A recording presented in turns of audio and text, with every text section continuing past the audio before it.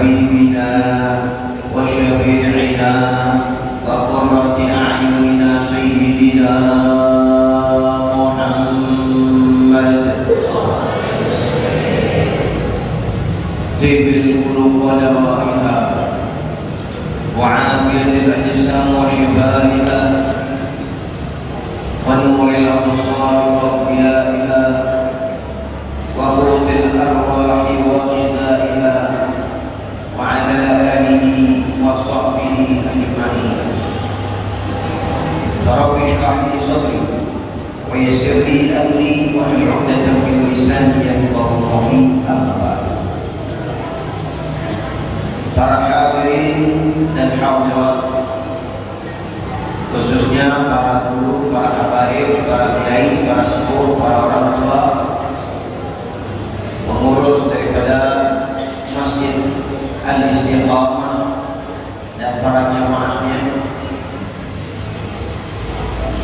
yang banyak hadir di sini, Habib Ali, ada Habib Muhammad Ismail, Ustaz Al-Jarir, Ustaz Syamsuddin, dan para guru lain, para orang tua yang mohon maaf saya tidak sebut nama. Cuma kita semua punya harapan yang sama. Kita semua datang ke tempat ini punya harapan yang sama. Kita berharap nama-nama kita dikenal di hadapan Nabi Muhammad. Betul. Amin ya rabbal. Kalau nama dikenal di hadapan manusia biasa. Tapi yang hebat, yang luar biasa adalah nama-nama orang itu dikenal di hadapan Rasulullah Sallallahu Alaihi Wasallam. Dikenalnya dengan kebaikan. Beliau Sallallahu Alaihi Wasallam tahu apa yang dilakukan oleh umatnya. Beliau Sallallahu Alaihi Wasallam memahami apa yang ada di dalam kejadian-kejadian umatnya. Ini dalam keadaan sekarang pandemi COVID. Rasul Sallallahu Alaihi Wasallam beliau tahu, tapi juga beliau tahu siapa-siapa mereka walau dalam keadaan seperti ini mempunyai semangat di dalam syiar agama, mempunyai semangat di dalam perjuangan agama untuk ibadah, untuk mendekat diri kepada Allah, sehingga tidak tertipu dengan keadaan-keadaan dengan cobaan yang datang. Beliau Sallallahu Alaihi Wasallam menjelaskan kepada kita, "Tu'radu alayya a'malukum a'mal ummati." Diperlihatkan kepadaku amal-amal umatku. Jadi yang kita lakukan di sini, ini kita diperlihatkan kepada baginda Rasulullah Sallallahu Alaihi Wasallam. Makanya kalau di sini ada shortingan, kita siap dengan gaya kita. Betul. Ingat, shortingan ini bukan sekedar disampaikan kepada manusia biasa, tapi ini akan digambarkan kepada makhluk yang istimewa, Nabi Muhammad Sallallahu Alaihi Wasallam. Maka majelis ini majelis yang menggembirakan Nabi Muhammad Sallallahu Alaihi Wasallam. Terlebih memang acara ini adalah acara beliau Sallallahu Alaihi Wasallam untuk mengingatkan umat kepada Nabi Muhammad Sallallahu Alaihi Wasallam. Kenapa ulama-ulama kita senantiasa dari dulu selalu mengingatkan kita untuk melakukan acara-acara keagamaan, di antaranya Maulidnya Rasul Sallallahu Alaihi Wasallam, di antaranya Isra Mi'rajnya Nabi Muhammad Sallallahu Alaihi Wasallam, dan lain-lainnya. Kenapa? Karena pentingnya umat untuk dikenal kembali cerita-cerita itu untuk mendatangkan kekuatan di dalam keimanan. Makanya alhamdulillah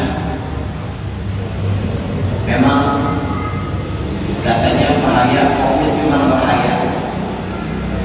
Tapi lebih bahaya lagi kalau umat ini kosong daripada keimanan. Lebih bahaya lagi kalau umat ini tidak mendapatkan siraman-siraman rohani sehingga hatinya tidak tersentuh, sebagaimana dikatakan oleh ulama bahwasanya jasad apabila 3 hari tidak makan dan tidak minum maka akan mengalami kerusakan. Begitu juga rohani. 3 hari tidak dapat siraman maka ini rusak. Kalau sudah rohani yang rusak, resikonya apa? Resikonya bukan saja di dunia tapi di akhirat. Kalau jasad kan ujung-ujungnya sakit, inna lillahi wa inna ilaihi raji'un, meninggal selesai.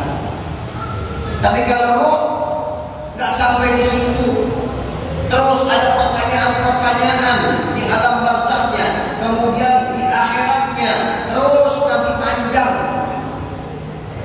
Makanya alhamdulillah, terima kasih banyak kepada panitia yang telah menyelenggarakan acara-acara seperti ini yang tujuannya adalah untuk membangkitkan semangat kita mengenang bagaimana kemuliaan yang ada pada Nabi Muhammad SAW. Cerita Isra dan Mi'raj. Ini Isra Mi'raj, hadiah dari Allah, hiburan dari Allah buat Nabi Muhammad SAW. Karena pada tahun ketika beliau berumur 50 tahun, ini ketika Rasul SAW berumur 50 tahun, itu tahun itu dikatakan tahun kesedihan. Kenapa? Meninggal 2 orang yang sangat disayang oleh Nabi Muhammad SAW. Yang pertama istri tercinta Sayyidatina Khadijah. Sayyidatina Khadijah radhiyallahu anha yang sangat sayang kepada Nabi Muhammad, yang mendukung Rasul SAW dalam dakwahnya. Bahkan beliau kaya raya, harta kekayaannya dijalankan oleh orang-orang Quraisy, orang yang menjalani hartanya jadi orang kaya. Berarti kita paham bagaimana kekayaan yang ada pada Sayyidatina Khadijah. Tapi harta itu diberikan kepada Nabi Muhammad SAW, dibantu untuk membantu perjuangan, untuk membela perjuangan Nabi Muhammad SAW. Sampai di akhir hayat beliau mengatakan, kalau kau perlukan untuk kau menyeberangi lautan, apabila aku sudah meninggal, engkau perlukan tulang-tulangku, engkau gali kubur, ambil itu tulang-tulang buat kepentingan dakwah Nabi Muhammad SAW. Ini istri yang luar biasa, istri yang sangat hebat di dalam mendukung baginda Rasul SAW. Maka pada saat itu beliau dipanggil oleh Allah. Sedih. 3 hari kemudian pamannya yang selalu membackup, yang selalu menjaga beliau, Abu Thalib, meninggal dunia. Padahal ini paman yang luar biasa, yang selalu menjaga Rasul SAW.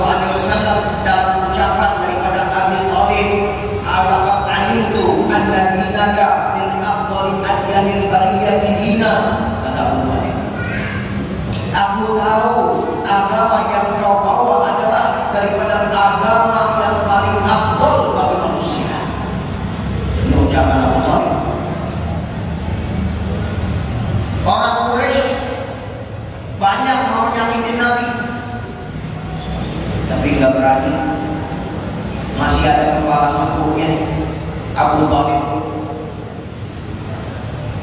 Datang mereka kepada Abu Thalib, ngusulin, sudahlah nih, kamu serahkan kepada kami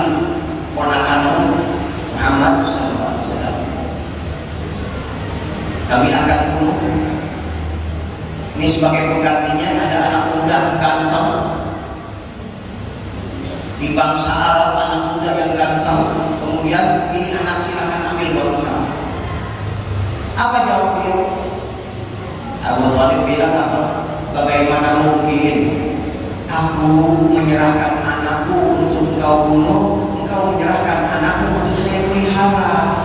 Tidak mungkin itu. Akhirnya dia terdiam.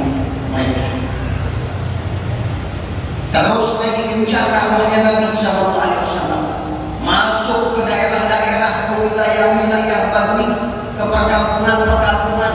Tampak galau mereka bangsa Quraisy. Datang lagi kepada Nabi, kepada Abu Thalib, mau nyerang Nabi Muhammad, gak berani. Datang lagi kepada Abu Thalib. Apa yang mereka usulkan? Mereka usulkan begini sajalah, kabarkan kepada ponakanmu, kalau dia mau jadi raja, ya sudahlah, kami jadikan dia raja kami. Kalau dia mau harta, maka kami akan kumpulkan harta terbanyak. Maka dia, kami serahkan harta itu sehingga dia menjadi orang yang paling terkaya. Apabila dia ingin wanita, maka kami akan pilihkan daripada wanita-wanita tercantik, kami akan persembahkan kepadanya. Dengan syarat tinggalkan agama. Nih, hadirin, hadirat nih, ini berat nih. Ujian ini ujian berat nih. Tawaran-tawaran begini berat. Pertama, mau dijadikan raja. Yang kedua, mau dijadikan orang yang paling terkaya. Yang ketiga, dipersembahkan wanita-wanita cantik. Kalau saya terus terang minta sama Allah, ya Allah, lindungi daripada tawaran kayak gini, daripada gak kuat. Betul. Ini cincin kuat. Dia dengerin apa hayal. Jadi hadirin, ini tawaran yang luar biasa. Berapa banyak orang-orang yang jalan luar biasa ditawarin harta, belok. Jadi belok. Oh, harta gampang, disodori wanita, rusak. Masya Allah. Rasul Shallallahu Alaihi Wasallam ditawarkan harta, tahta, wanita, semua itu ditawarkan oleh beliau. Pamannya melapor, wahai ponakanku, begini-begini ceritanya. Maka Rasul Shallallahu Alaihi Wasallam menjawab, ya ammu, wahai pamanku, seandainya matahari diberikan tangan kananku, bulan diberikan di tangan kiriku, untuk aku meninggalkan agama ini, maka aku tidak akan pernah meninggalkannya sampai aku meninggal atau memberikan kemenangan. Allahu Akbar. Salut pamannya. Salut pamannya, wah luar biasa. Akhirnya hadirin, paman ini dipanggil oleh Allah meninggal dunia. Tambah sedih. Bahkan bukan kesedihan aja. Rasul Shallallahu Alaihi Wasallam tambah banyak yang nyakitin, tambah banyak penderitaan beliau. Bahkan sampai beliau itu daripada banyaknya penderitaan, beliau terusir dari Mekah sehingga beliau datang ke Taif. Ternyata ketika beliau dakwah di Taif, beliau itu bukan disambut dengan baik. Di sana sudah ada provokator, sudah ada orang yang manas-manasin kampung daripada Taif, sehingga ketika Rasul datang, mereka datang menyambut Rasul Sallallahu Alaihi Wasallam. Sampai beliau balik ke Mekah itu dengan jaminan masuk ke Mekah. Nah, dari ujian-ujian seperti itu yang beliau sabar menghadapi ujian.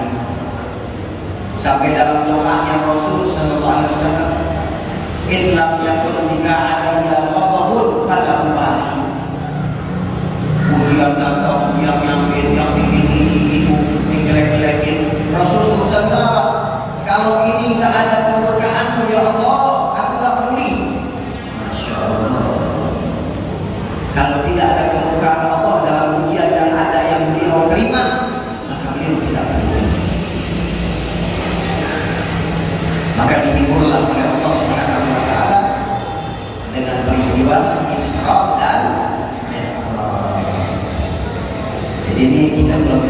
giliran nih. Ini baru bicara mukadimah nih. Baru bicara pembukaan ini. Ya, pembukaannya berapa menit tadi? Ya, pokoknya jam 2 kan. Canda ibu ya. Tapi bilang jam 2 satu-satu hilang lagi.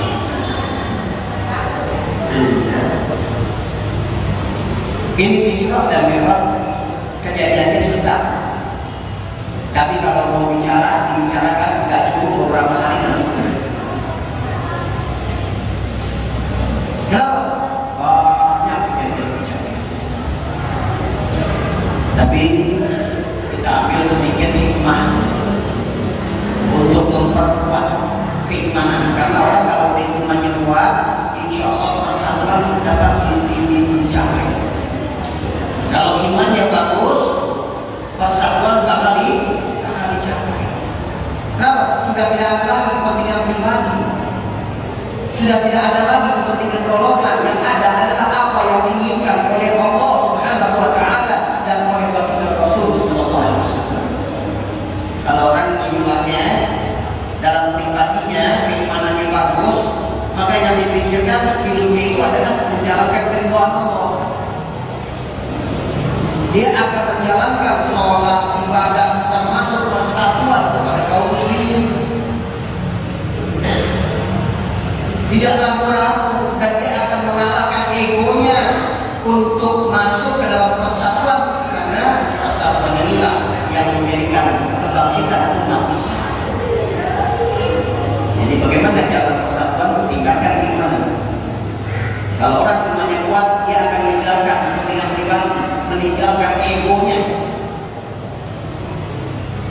Makanya kita masuk dalam cerita Isra Mi'raj. Ini Isra Mi'raj sebenarnya lebih banyak daripada cerita keimanan dan pengenalan dari Allah Subhanahu wa Ta'ala kepada alam semesta tentang manusia yang dicipta, manusia yang istimewa, Nabi Muhammad Sallallahu Alaihi Wasallam. Rasulullah jalan dengan Jibril, cium wangi yang semerbak. Rasulullah tanya, wahai Jibril, ini wangi harum apa ini? Harum luar biasa. Maka dikabarkan ini harumnya yang keluar daripada tulang belulang Masyidah dan keluarganya. Masyidah dan keluarganya. Akhirnya ditanya, apa itu Masyidah? Gimana ceritanya? Maka Jibril pun mengabarkan bahwa cerita Masyidah, dia ini tukang sisir anak Fir'aun. Ketika sisirnya jatuh, dia ambil dengan Bismillah, mengucapkan Anaknya Fir'aun tanya, Allah, siapa itu Allah? Allah Abi, apakah dia ayahku? Maka Masyidah yang beriman kepada Allah mengatakan bukan. Allah itu adalah Tuhanmu, Tuhan ayahmu, dan Tuhan kita semua. Masya Allah. Ini Fir'aun ngaku Tuhan ini. Fir'aun ngaku Tuhan, sedangkan pembantunya di situ ada yang tidak beriman kepada Fir'aun, tapi beriman kepada yang hak, Allah Subhanahu. Marah Fir'aun. Sampai kabar kepada Fir'aun, maka Masyidah dipanggil. Di hadapannya ada air yang menggolak dengan api yang bakarnya panas. Ditanya, ya Masyidah, man rabbuki? Wahai Masyidah, siapa Tuhanmu? Masyidah dengan lantang mengatakan, Rabbi wa rabbuka Allah, Tuhanku dan Tuhanmu adalah Allah. Diambil salah satu keluarganya, dimasukkan ke dalam air yang menggolak. Di ujiannya nih, Kita di sini ibu-ibu ada menahan keimanan, menjaga keimanan sampai digituin? Enggak ada. Ini keimanan di dalam menjaga keimanan seorang wanita yang salehah. Ditanya siapa Tuhannya, tetap tegar menjawab Allah adalah Tuhanku. Diambil salah satu keluarganya, dimasukkan ke dalam air yang mengalir. Gak bisa apa-apa. Pertanyaan kedua, ya Masyaallah man rabbuki, wahai Masyaallah siapa Tuhanmu? Maka Masyaallah tetap istiqamah, Rabbi wa Rabbukallah, Tuhanku dan Tuhanmu adalah Allah. Diambil lagi anaknya, yang kedua dimasukkan lagi ke dalam air yang mengalir. Pertanyaan ketiga, ya Masyaallah man rabbuki, wahai Masyaallah siapa Tuhanmu? Masyaallah sedang menggendong anak bayi yang masih merah, anaknya masih kecil. Maka anak ini Allah izinkan untuk bicara, ya ummah taqaddami wa la tata'akhari fa inna manzilakil jannah. Wahai ibu, terus jangan ragu, jangan mundur, sesungguhnya tempatmu adalah di surga. Beliau tetap istiqamah mengatakan Rabbi wa Rabbukallah. Akhirnya beliau dimasukkan beserta keluarganya ke dalam air yang membola. Sakitnya ketika dibakar seperti itu, dimasukkan ke air. Setelah sakit itu hilang, setelah meninggal, sudah kebahagiaan yang ada pada beliau. Maka inilah yang Rasul Sallallahu Alaihi Wasallam beliau mencium wangi yang harum daripada seorang wanita yang salehah, wanita yang beriman kepada Allah, yang mempertahankan keimanannya sampai dilakukan seperti itu. Tapi di zaman Nabi Muhammad juga ada. Ini di zaman Nabi Musa, ada juga di zaman Nabi Muhammad. Seorang wanita sahabat masuk Islam, Sumaidah, dipaksa untuk keluar dari Islam. Gak mau keluar dari Islam, mohon maaf, itu dimasukin ke Taurat dari bawahnya sampai ke atasnya meninggal dunia. Itu ada resiko umat Nabi Muhammad SAW. Tapi mereka tidak kufur, mereka tidak murtad, mereka tidak tinggalkan agama. Kenapa? Karena keimanan yang telah melekat ke dalam sanubarinya menjadikan itu semua adalah kekokohan yang ada dalam kepribadiannya. Jalan lagi dalam perjalanan Rasul SAW di Baitul Maqdis berkumpul dengan para nabi. Kita cerita singkat-singkat aja ini. Berkumpul dengan para nabi di Masjidil Aqsa. Itu nabi-nabi, rasul-rasul semua berkumpul. Tapi luar biasa hebatnya, di situ tidak ada yang menjadi imam kecuali yang telah dipilih oleh Allah. Beliau adalah Imamul Mursalin, yaitu imamnya para rasul, Nabi kita Muhammad sallallahu alaihi wasallam. Nabi kita yang jadi imam. Di situ ada Nabi Adam, di situ ada Nabi Ibrahim, ada Nabi Nuh, dan nabi-nabi lainnya. Tapi yang dikedepankan oleh Allah, yang dipilih oleh Allah adalah pemimpin daripada para nabi dan rasul, Nabi kita Muhammad sallallahu alaihi wasallam. Hanya beliau bersabda, "Ana sayyid walad Adam wala fakhr." Aku pimpinan anak Adam dan ini tidak sombong. Adam qamandunahu tahta liwa'i yaumil qiyamah. Adam dan lain-lainnya di hari kiamat nanti di bawah bendera aku. Ini pangkat Nabi kita Muhammad sallallahu alaihi wasallam. Lanjut beliau perjalanan Mi'rajnya. Sampai beliau perjalanan Mi'raj dari pintu langit pertama, kedua, ketiga sampai ketujuh, sampailah beliau dikawal ya, oleh Jibril alaihissalam. Tapi di saat beliau ingin berjumpa kepada Allah, Jibril tak sanggup. Jibril tidak sanggup untuk melanjutkan perjalanannya. Rasul sallallahu alaihi wasallam beliau bertanya, "Afi hadzal makan yad'u khalilun khalilah?" Apakah di tempat seperti ini kekasih meninggalkan kekasihnya? Maka Jibril menjawab, "Wa ma minna illa lahu maqamun ma'lum." Tidak ada di antara kita kecuali mempunyai kedudukan yang sudah ditentu, yang tertentu. Engkau diizinkan oleh Allah. Wa amma ana, adapun aku, kata Jibril, law taqaddamtu shibran lahtar. Apabila aku maju walau hanya satu jengkal, aku akan terbakar.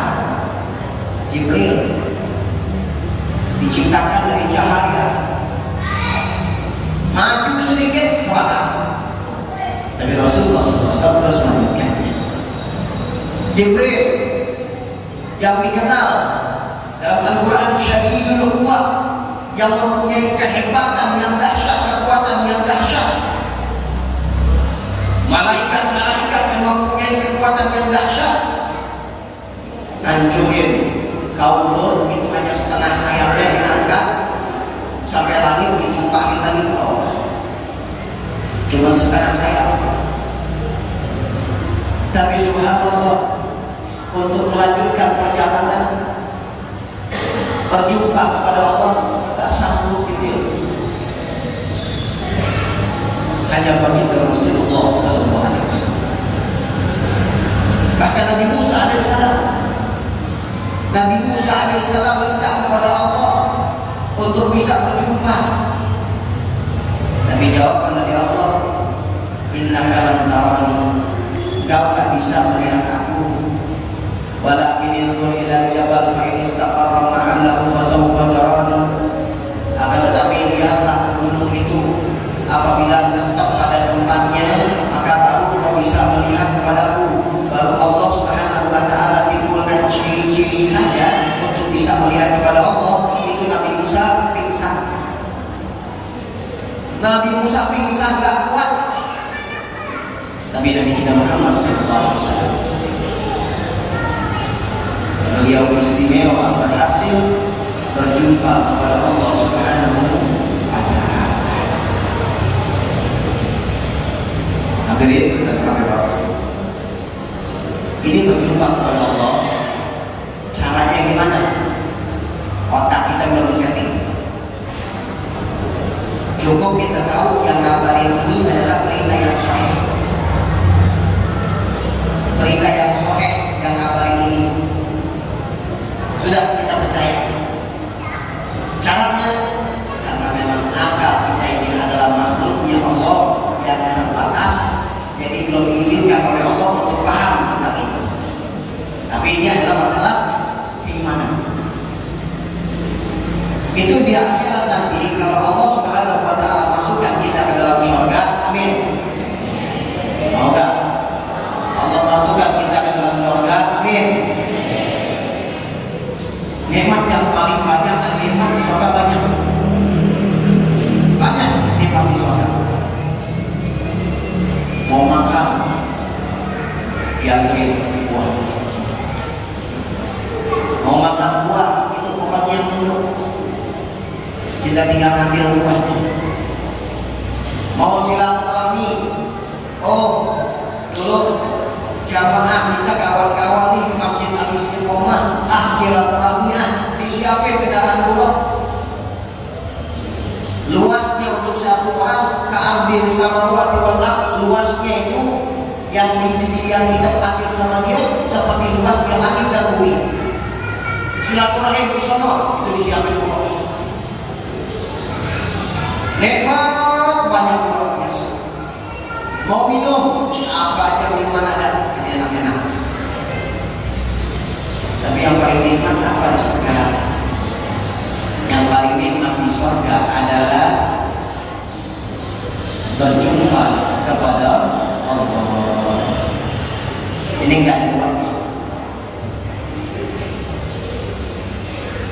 Enggak ada duanya berjumpa kepada Allah.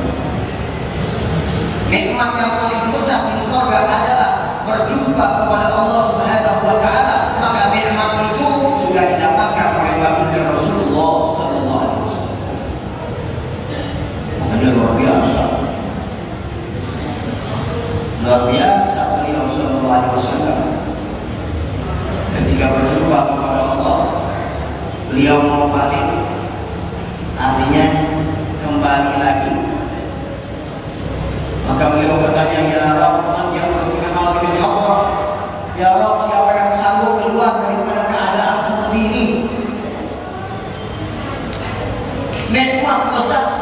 Nabi Idris lagi masuk surga, minta sama Allah, di surga tak mau balik lagi. Sekarang ini Nabi yang masih hidup di surga, Nabi Idris minta sama Allah jalan-jalan di surga. Di surga enak udah, tak mau balik lagi. Nabi Isa juga masih ada hidup. Tapi Rasul sallallahu alaihi wasallam kekuatan yang istimewa, yang luar biasa yang beliau miliki. Beliau keluar, beliau turun, beliau kembali kepada umat ketika beliau mendapatkan nikmat yang paling besar di dalam surga. Maka Allah perintahkan beliau untuk turun. Setiap nikmat yang Allah jadikan ketika mi'raj itu, maka aku jadikan itu ketika engkau melakukan sholat. Ketika beliau melakukan sholat itu nikmat yang luar biasa. Makanya dalam riwayat beliau sallallahu alaihi wasallam itu ketika ditawarkan oleh malaikat, apakah beliau mau panjang umur ataukah beliau sudah mau menyelesaikan umurnya, maka beliau mengatakan barafikil a'la. Akan tetapi beliau lebih memilih kembali kepada Allah. Kenapa? Rindu kepada Allah. Hati yang penuh dengan kecintaan, kerinduan kepada Allah. Maka beliau lebih memilih untuk kembali kepada Allah setelah tugas yang beliau sampaikan telah sempurna.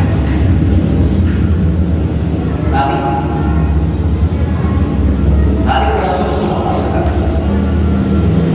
Itu di perjalanan ketemu Nabi Musa. Ini sering kita dengar cerita luar biasa. Ketemu Nabi Musa. Nabi Musa mengusulkan balik lagi kepada Allah, bilangin minta keringanan, aku nggak kuat. Balik lagi, kemudian kembali lagi, ketemu lagi Nabi Musa, disuruh balik lagi. Dapat lagi keringanan, balik, ketemu lagi Nabi Musa, minta keringanan lagi, dikasih lagi keringanan, sampai 5 waktu. Sampai 5 waktu. Awalnya berapa?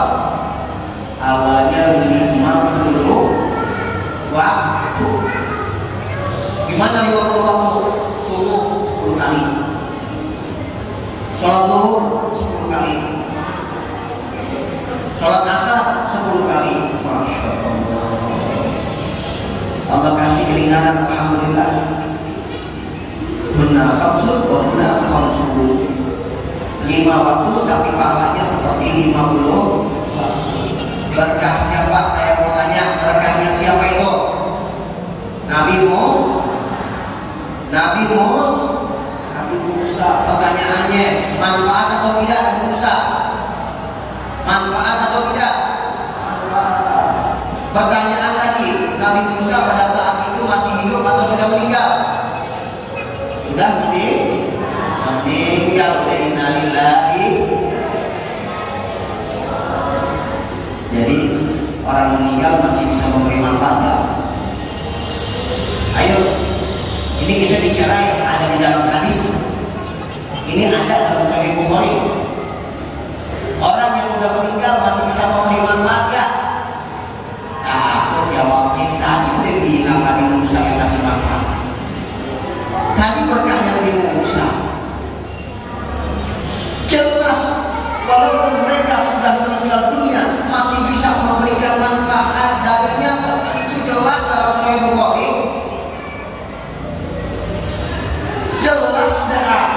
buktinya, dalilnya. Nabi Musa sudah meninggal dunia, tapi alhamdulillah keringanan Allah berikan kepada kita berkah daripada Nabi Musa alaihi salam. Manfaat. Ini cerita yang ada dalam hadis ini. Sekarang kita bicara tentang hikmah. Hikmah di balik cerita ini. Tadi kan cerita secara zahir. Hikmahnya apa? Banyak. Hikmahnya di sini Nabi Musa alaihissalam beliau ingin berjumpa kepada Allah, tapi beliau tak sanggup.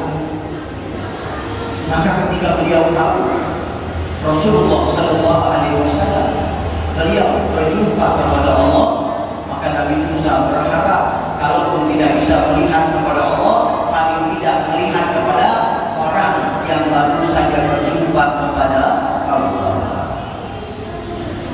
Maka Nabi Musa bilang ketika berjumpa dengan Nabi Muhammad SAW setelah melihat kepada Allah, Nabi Musa ini hatinya gembira melihat dengan cahaya yang istimewa, cahaya yang indah pada Nabi Muhammad SAW. Ditambah baru saja beliau berjumpa kepada Allah, maka hiburan Nabi Musa terpenuhi.